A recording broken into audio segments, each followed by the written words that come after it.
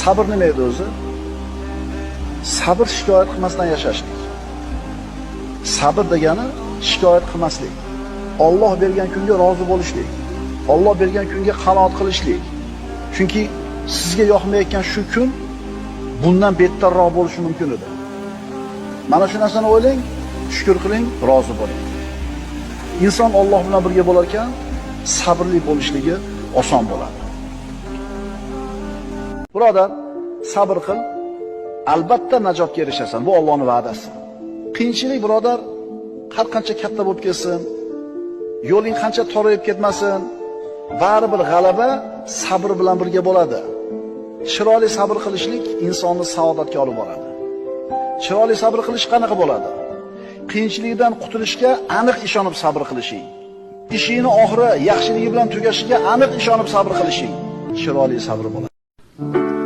Gohida yolg'iz bo'lib qolasan, tollikka kelasan, mashaqqatga tushib qolasan, daromading ozayib ketadi, qarzga kirib ketasan, senga dushmanlik qilayotganlar ko'payib ketadi, hasadgo'ylar, g'iybatchilar, tuhmatchilar qilmagan ishlaringni qildi deb, aytmagan so'zlaringni aytdi deyshadi.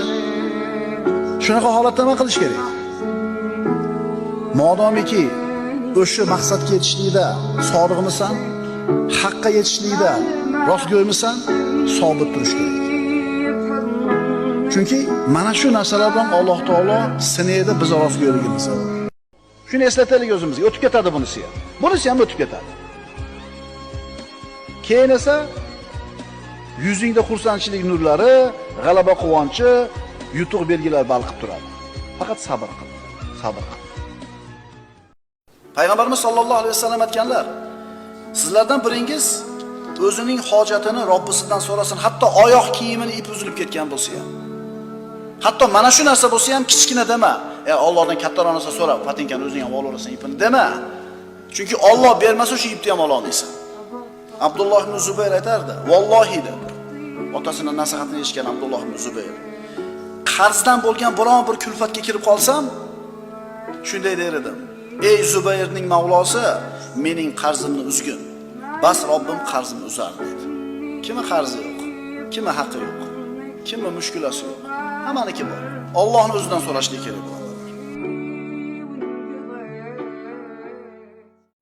Alloh duo qilinglar, ijobat qilaman dedi. Mana men duo qildim, ijobat qilmadi. E'tibor bersangiz, Alloh duo qil, ijobat qilaman dedi. Qachonligini aytdimi? Va ayni sen so'ragan narsani berishini aytdimi?